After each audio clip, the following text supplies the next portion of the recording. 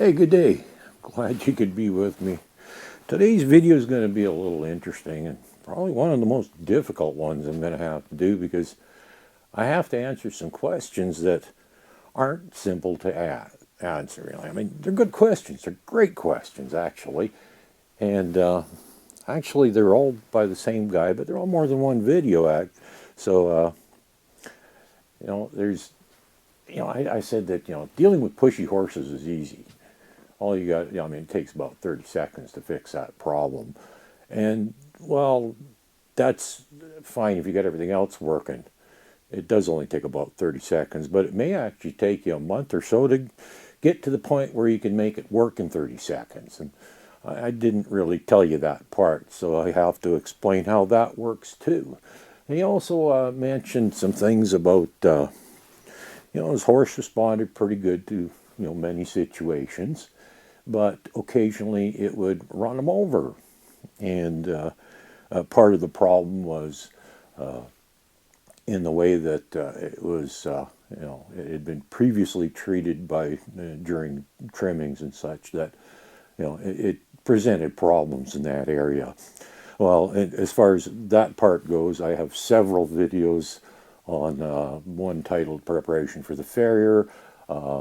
Another one would be picking up the hoof, or preparation for picking up the hoof, various ones like that. And I was also asked, what is a worthy leader? What does it take to make everything work? What does that mean? And, well, honestly, that's not a simple answer. It really is not. It's a very complex issue. A number of years ago, I actually did a 3-part series on leadership, and a lot of people do not think that leadership belongs in horsemanship, that it's a bunch of silliness, that you can't be a higher horse because your horse knows you're not a horse. Well, of course the horse knows you're not a horse. But if you ever look at interspecies relationships, there are lots of examples, lots and lots of examples. You can go watch hundreds and hundreds of YouTube videos on interspecies relationships, and there's always a hierarchy anyhow. Regardless of whether it's the same species or not, there is a hierarchy. Now, for those of you that do not believe that leadership or hierarchy belongs in horsemanship, if you're totally opposed to that kind of stuff, I'm sorry, I can't help you, because you have to believe in that stuff in order for it to work. And if you've watched enough of my videos, you'll see that it does work. It works for me anyhow, so obviously there might be some legitimacy to what I'm saying. And, well, I feel very strongly that there is, but that's not the point. The point is that leadership's important, and hierarchy is important. And all of these things come together to make it possible for you to be able to deal with your problems with your horse. And, there's a lot of stuff that's just, like I said, I did a 3-part series just on leadership. So this is a complex topic. And I'm going to attempt, to narrow it down to one video and just give you some of the root things that really will help glue the whole thing together for you and make some sense of it all, I hope. Oh man, this is going to be tough. And, well, we're going to be jumping around a little because as I think of things, I'm going to do bits and pieces throughout the course of the day here. And then I'm going to have to put them all together and try and put them in order so they all make sense for you. And one of the things to start with is I'm going to delve into right away is he said something to the effect of, what does it mean to have everything working? Well, to have everything working is, well, your position with the horse, your relationship with the horse, and all this stuff. And of course, that's really complex, depending on you and your horse.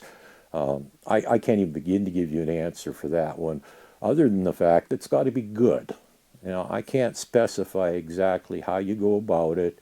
Everybody's got their own way of doing things and building a relationship with the horse. But, one thing that you absolutely must do is you have to spend time with the horse. And there's one I've been working with that the horse itself is doing very, very well, but the owner, unfortunately, is unwilling to change themselves, and they want to continue doing things exactly the way they've always done them, and as a result, they're probably always going to end up with the same results from the horse. And so no matter how much time I spend with the horse and have it working good with me, it may not work well for them, because and I've said this a number of times in my videos, is it's not so much about the horse as it is about you.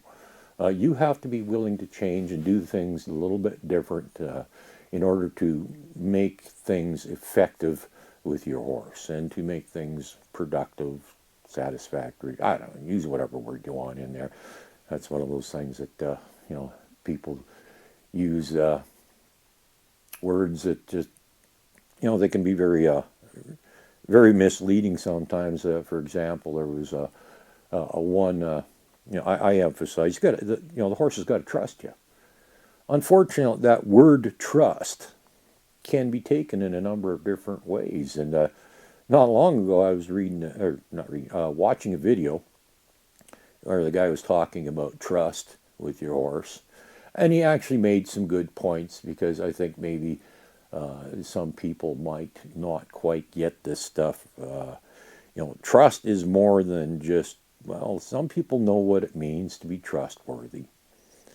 But it can also be a bad thing too, because the word trust can actually just simply mean that you're predictable. I trust that person to always be late. I trust them to be unreliable. I trust them to be dishonest. None of those are good characteristics, but I trust them to be that way.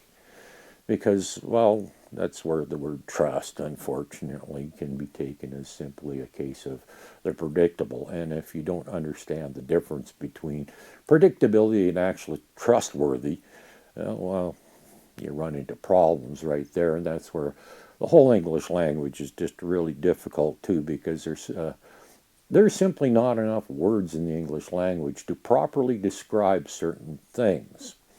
But I'm going to do the best I can.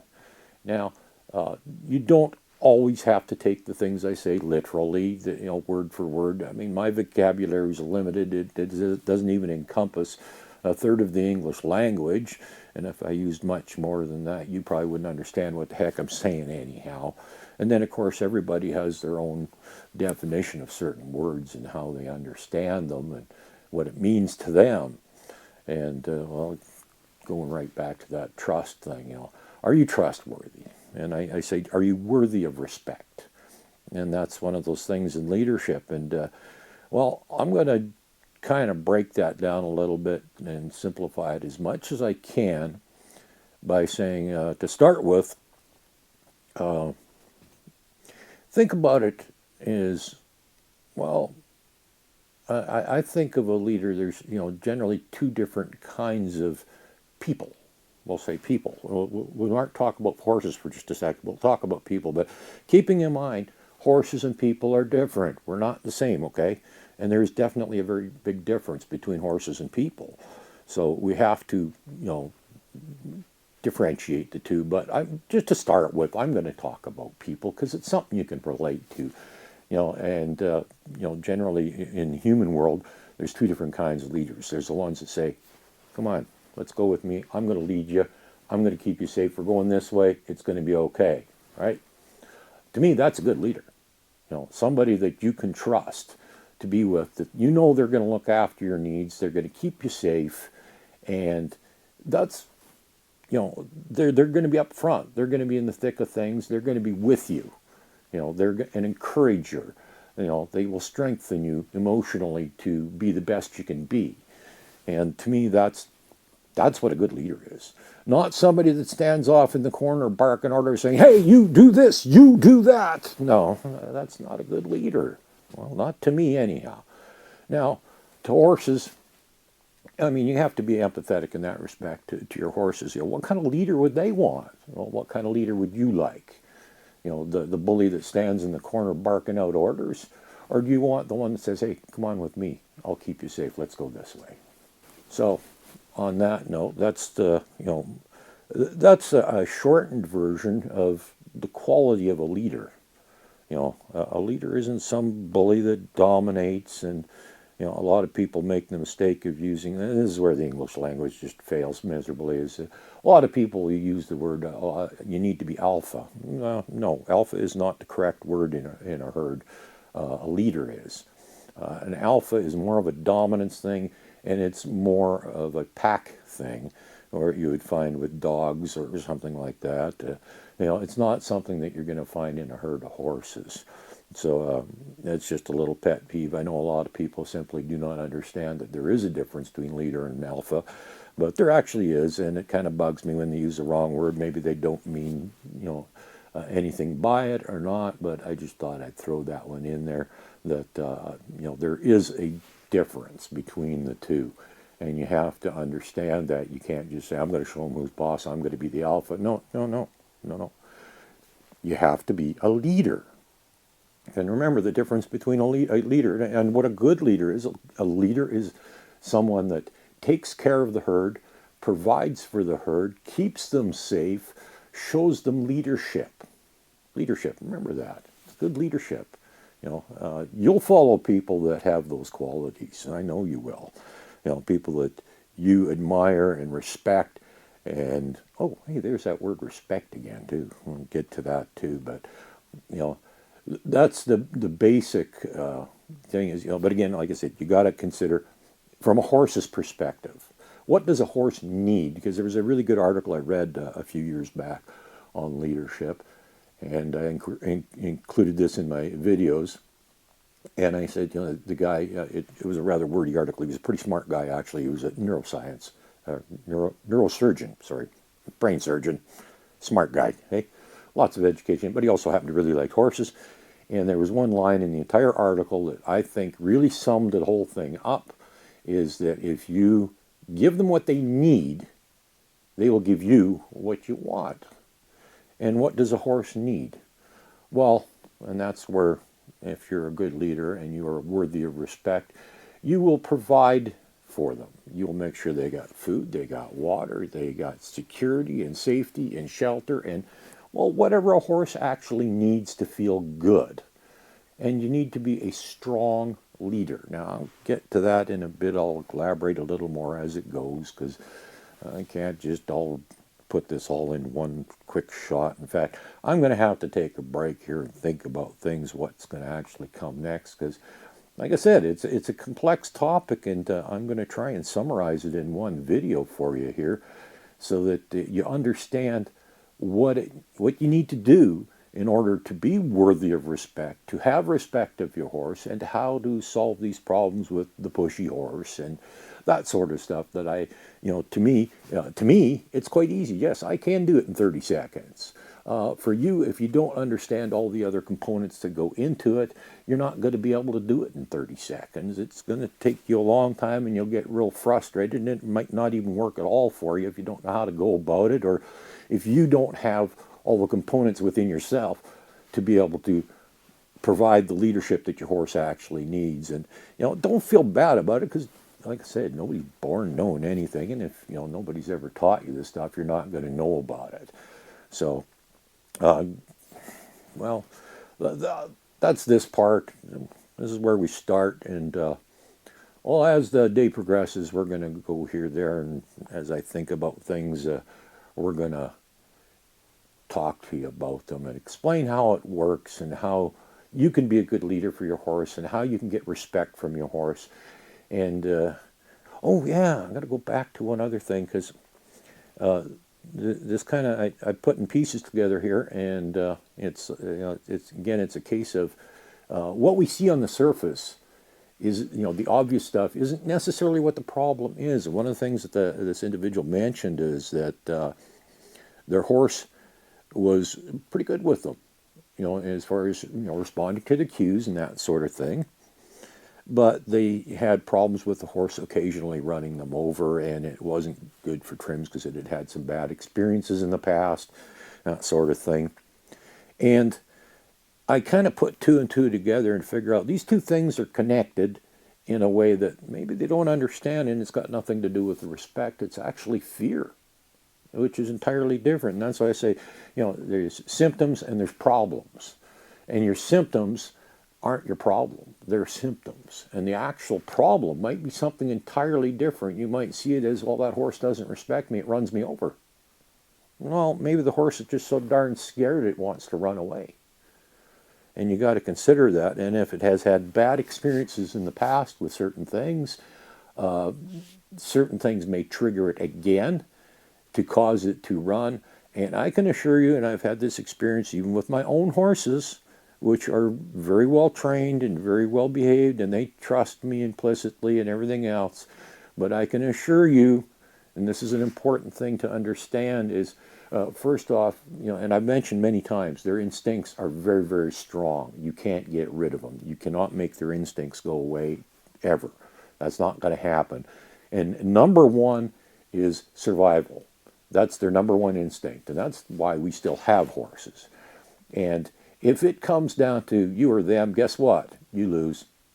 If they fear for their well-being and they think they need to move out of the way of something that is potentially of danger to them, even if it isn't, you don't, to you, you can say, well, that's stupid, it's not dangerous. But the horse doesn't know that. They don't understand that. And if they're in a situation that reminds them of another situation that hurt them or scared them or something like that, they might react and say, I'm out of here. And if you're in the way, guess what? You don't exist. The only thing that they are interested in is survival. They are going to do whatever they got to do to preserve their well-being and potentially their life in their mind. You got to remember, that's the way their head works. When they go into instinct mode, their instincts are for survival, to survive. They're trying to keep their life, is what they're trying to do. So if your horse does something that is somewhat unpleasant and runs you over and steps on you, knocks you flying, which can happen, I've had it happen. I understand this stuff. I've had it happen. But you know what? It's not the horse's fault. It's my fault for being in the wrong place at the wrong time and not recognizing the fear that the horse has in certain situations and conditioning it and helping it along to figure out how to deal with those situations, when it comes to that sort of thing, so that it gets over its fears to the point where that kind of stuff doesn't happen. And then all of a sudden you think, oh, geez, now the horse respects me. Well, no, it's just not freaking out and running on instinct anymore and trying to run for its life and running you over in the process. So it's not being bad. It's not being bad. You have to understand that. The horse is not always being bad when it does something that to you appears to be disrespectful. It's not being disrespectful. It's being fearful. It's trying to stay alive. It's running for its life. That's all it's doing. And it comes down to you or them. You lose. Simple as that. And I know I've been in that situation. I haven't actually been run over by my horses, but I've been stepped on. I've been bumped into and stuff like that. And it was never ever because the horse didn't respect me.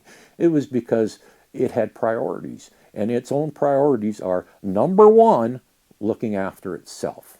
And if it comes down to looking after itself, you don't matter. It's going to look after number one. And if it's in a situation that it feels fearful, and I'll give you a perfect example. I was out getting one of my own horses, and I saw another horse in the area that I chased off. And while I was putting the halter on one of mine, I was on the other side of the horse. I didn't see what was going on. And that other horse came back in. It happened to be a higher horse than mine. My horse jumped sideways to avoid the other horse, looking out for number one. And guess what? It stepped on my foot and slammed me into a feeder. I was a little sore for a couple days. Fortunately, no major damage done. But it wasn't her fault. And I didn't get mad at her for it either, because she was just looking after number one. She was protecting her own backside, which meant getting it away from the other horse. And if it meant hitting me in the process, well, that's what happens. So, and that's a perfect example of, the difference between, is the horse being disrespectful or is it being fearful? Very, very different, completely different things. And, like I said, symptoms versus problems. Was it being disrespectful? Was that actually a problem, or was that simply a symptom? Well, my experiences, it can and has been symptom, not problem.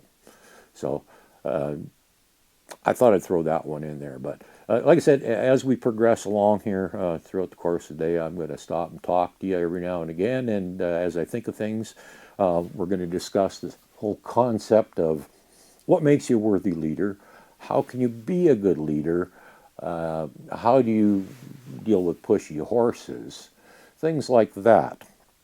And again, it depends on, I mentioned this in another video too, is it's not what happens, it's why it happens.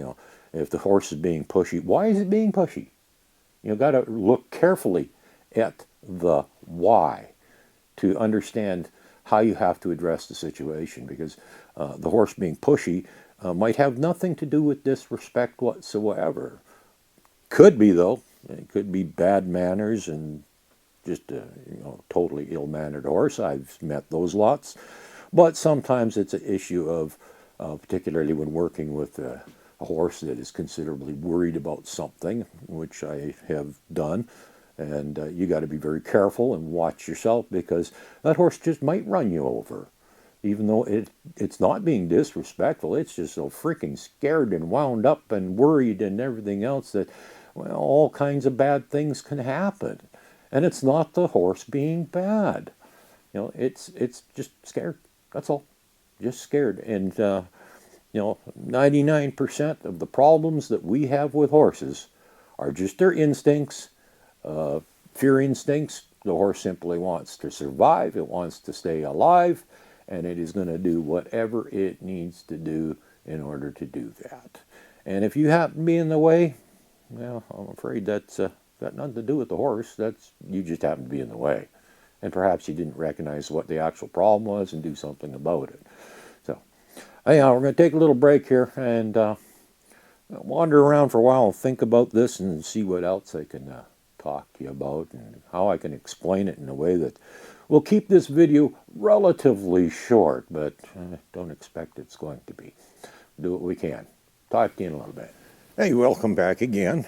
And, well, I decided I'd take it to the next level now, and I actually brought a few of my horses in here, and I'm going to see what I can do about kind of demonstrating a little bit. It's not going to be very good. I know this because, well, first off, I don't have a problem with them.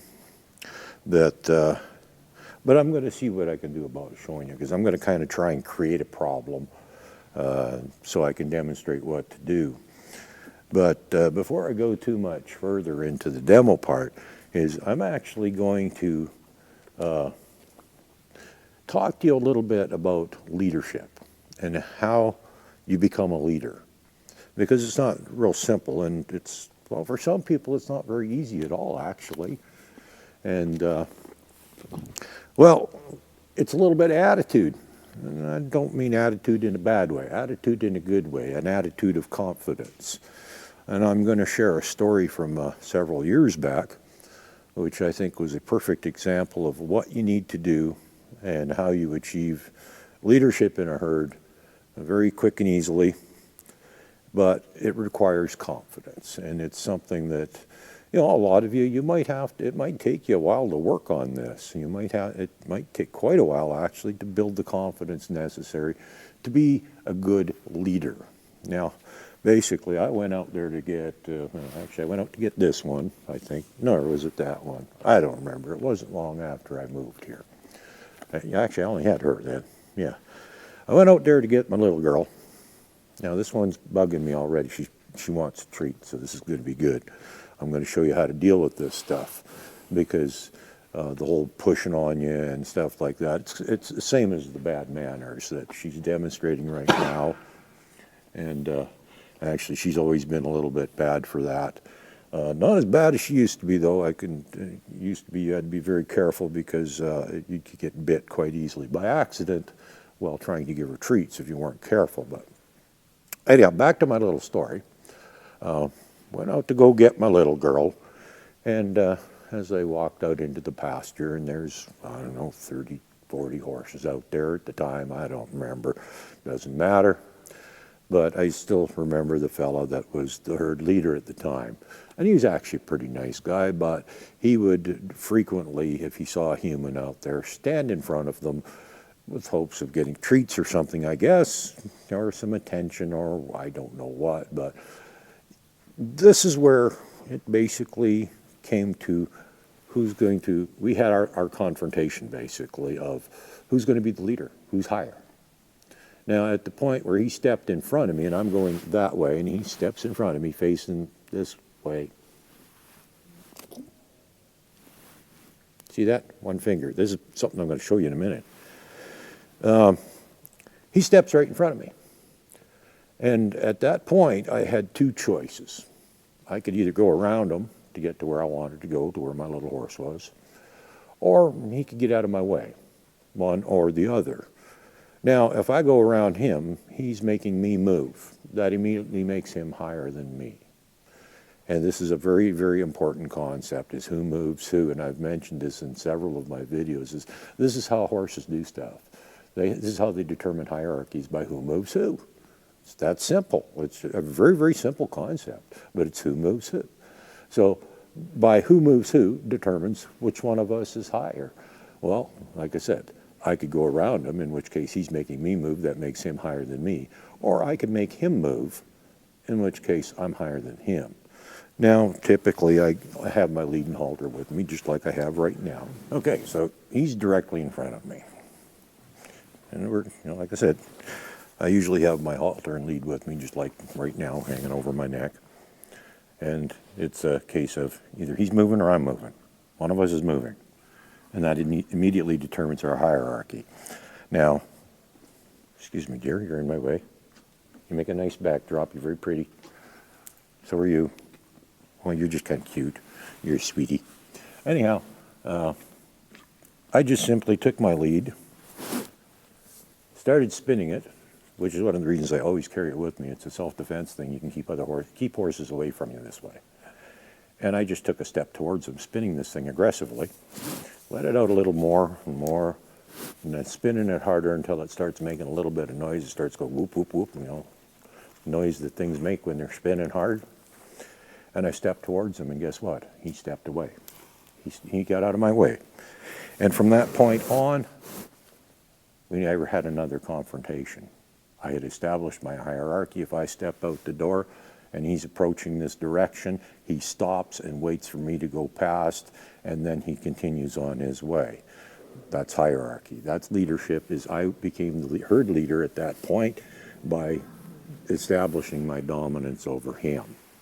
Because he was the herd leader. I mean, he's a nice guy. I had nothing against him, but it would be setting a bad precedent if I let him actually be the leader.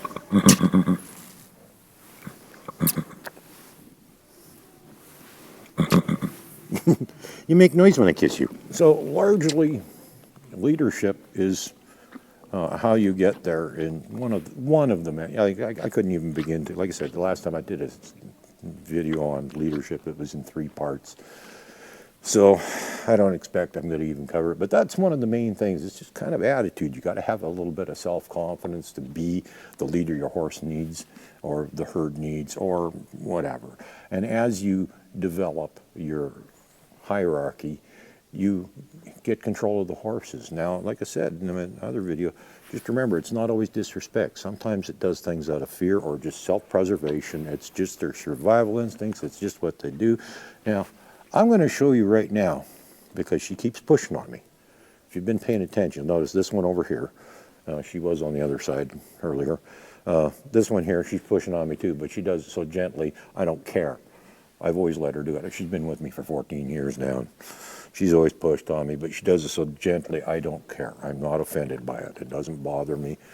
That's her way of communicating with me. That's all. She basically just touches me with her nose. This one actually gets pushy though. And I'm going to show you how you deal with that. And actually how you can deal with horses that won't get out of your way is, oh, there, she just did it again. She bumped me. And I'm not going to tolerate that. Now, this is something, and this goes right back to how to deal with the pushy horses.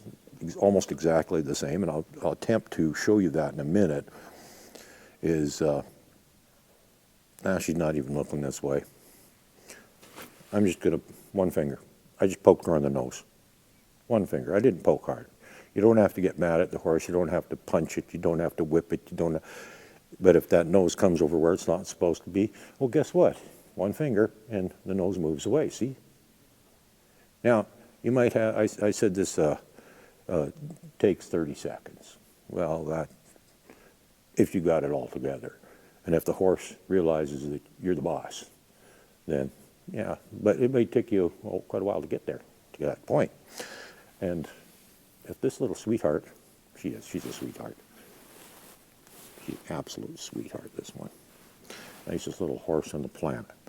If I can get her to step out of the way a little bit here, I'm going to see if I can do a demonstration here on how to deal with the pushy horse, basically, because it all comes down. You're doing it again, dear.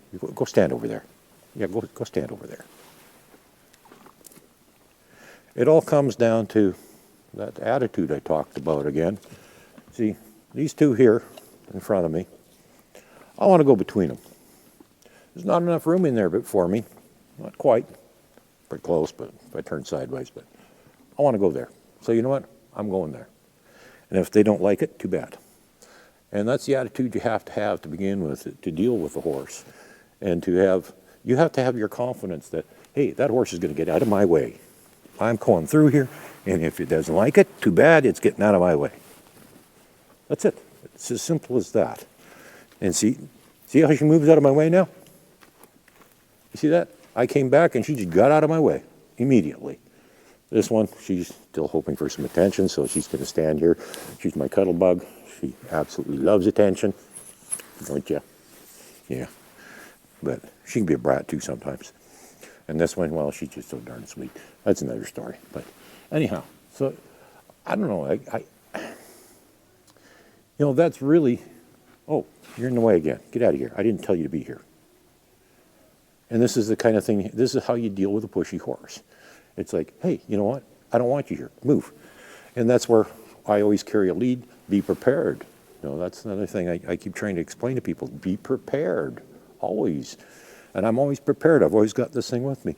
This horse is too close. I don't want her here. Get out of here. Come on. And away she goes. It's that simple.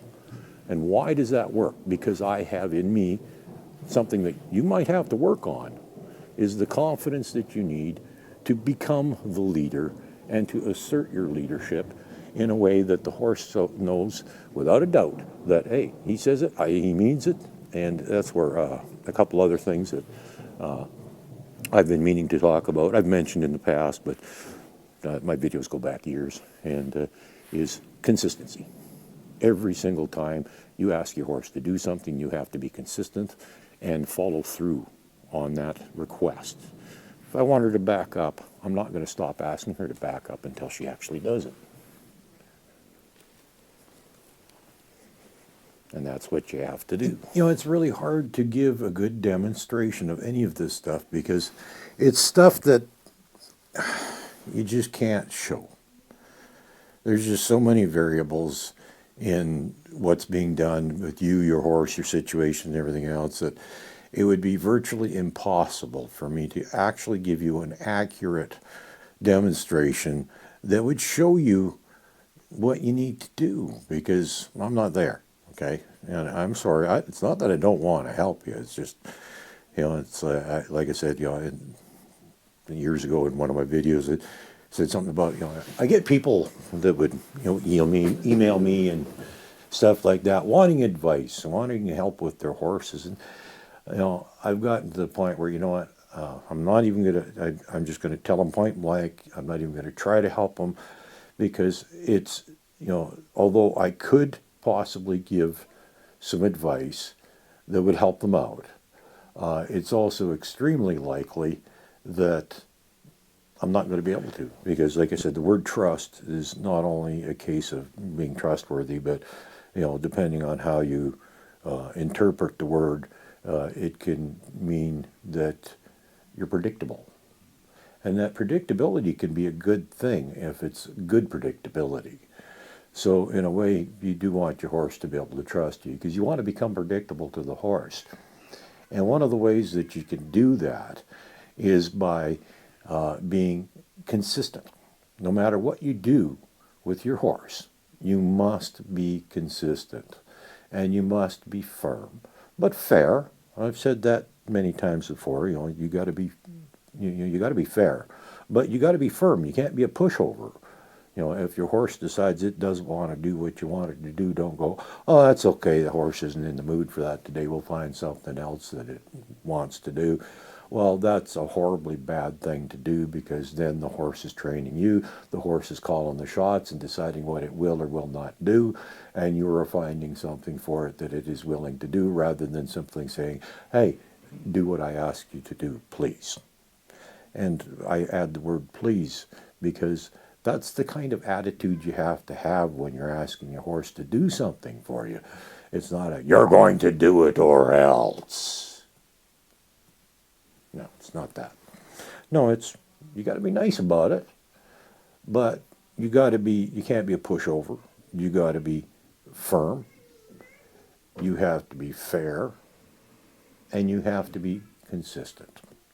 And part of that consistency is the firmness is the follow through, so that no matter what you ask your horse to do, you don't stop asking. Don't even pause for a second. And this is one of the mistakes that people make very, very often. And a lot of people still teach it is, for example, you want the horse to back up, you start doing this on the reins, you tug on the reins, you pull back, pull back, pull back, pull back. And that is basically every time you release, the horse is getting released, then you're asking again, then you're not asking, then you're asking, then you're not asking. And that just confuses the horse. It also can create problems when you do anything like that intermittently. The horse figures if it resists you long enough, you stop doing it. Although you might start doing it again right away, you still stop. And that's where you run into problems. Whereas, if you were to say, draw on the lead or push on the horse's side or draw and pull on the reins, whatever you do, if you just hold it gently, you don't have to pull hard, but just apply the cue consistently, steadily, and don't release till you get what you want. That's your follow through. Is no matter what you ask, and don't ever ask your horse to do something that you are not in a position to follow through on.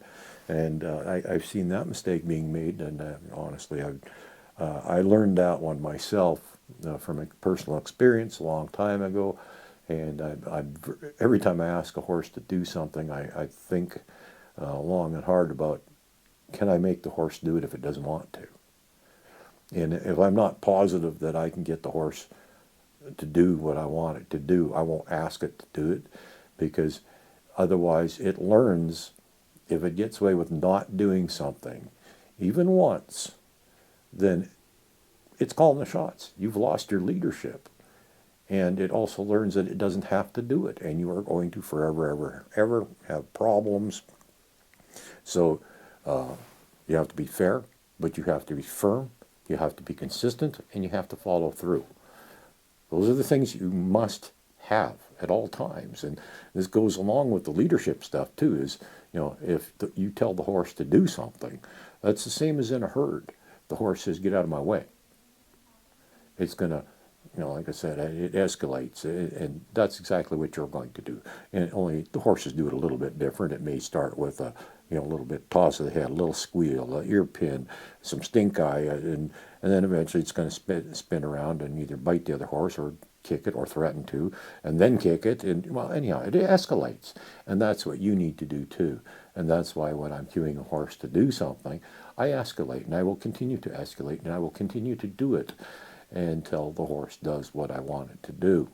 And that's not a case of I'm going to be bully and push them around and force them to do it, because you can't force something to, that weighs you 5 to 1 or 6 to 1 or whatever the heck, or 7 to 1, 8 to 1. Well, it depends how big the horse is, how big you are. It can outweigh you by a considerable amount, and force never works. Force will not work. Even a tiny little horse. There's actually a mini here right now that it can drag adults around. A mini, tiny little thing, it can drag adults around. So force doesn't work, even with a small horse. And so that's why, but you have to provide some kind of an input that is well, it's what people call negative reinforcement, which is really not a good term, because people think negative is it's bad. No, it's not bad. It's just negative. It's something the horse really would not like and would like to make go away, so it has to figure out how to make it go away, which it does. It does make it go away by doing what you're asking it to do in the first place. And it doesn't mean that you're being negative. No, no. It's just negative as in it's not great. It's not positive. It's the positive is when it does the right thing. So they are still getting positive reinforcement. They're providing it themselves. That's not, but that's another topic. But anyhow, like I said, you got to be firm, fair, consistent, and you have to be willing to follow through. And if you cannot follow through with your request, don't bother making it in the first place. When you make your request, continue to make the request until you get what you want. That's the follow through. Once you're consistent and do it all the time and always follow through, that's part of the consistency, is always following through. Then the horse knows that when you step that direction, oh, guess what? He wants to go that way, and I better get out of his way. And you're going to have a horse that's not going to crowd you, push on you, stuff like that. Although, again, go back to the very beginning where I said, be careful, because sometimes the situations where the horse is pushing on you, or running you over, or running through you, or whatever you want to call it, it may be a simple case of the horse is fearful. It's not a case of the horse is being disrespectful. So you have to be very careful of not to confuse them. Like I said, there's problems and there's symptoms, and you have to always identify what you're really dealing with. Is what you're seeing actually the problem, or is it a symptom of a problem? So I don't know how much more I could do that would really, without going into hours and hours of video. I don't know that I can really explain this or demonstrate it any better. All I know is that, one of the things you got to make sure what you're dealing with, is it the actual problem? And when you get to that point, you have to, basically figure out how to deal with it. And you have to be the person. And I said, what does it take to make things work? Well, when I say that, that's all, if you're a good leader and you're consistent and firm and fair and follow through and all that stuff, that's when everything's working. And when you've got all that stuff together, all the other stuff, the respect and everything, it just falls into place all by itself. You don't really have to do a darn thing about it. I actually did a video on respect a while back too, not very long ago. Can't remember how long ago it was. I'm sure it was much more than a year ago. And, in that video, I had my own horses crowding all around me, and it's like, are they respecting me? Sure they are. Are they in my space? Yeah, sure they are. But that doesn't mean they're not respecting me. But because, just like I demoed a minute ago, if I want to walk through them, they get out of my way. Simple as that. It's and that's again goes back to the attitude you got, and that is something that you have to work on. It's not something that you can fix in your horse. It's something you have to fix in you. And that's the hardest part of good horsemanship, is understanding that 9 times out of 10, maybe 99 times out of 100, a whole lot of times, you have got to change. It's not about changing the horse, it's about changing the human. And that's one of the reasons that I really don't care for trainers, is because you can train the horse and get the desired behavior you want out of the horse, but as soon as the horse goes back into the environment it was in before, with the human that does not want to change, it is going to revert right back to the problems that they had before they sent it off to the trainer. And that's why I don't care for trainers, because the horses aren't what need training. The humans need training. Have a good day.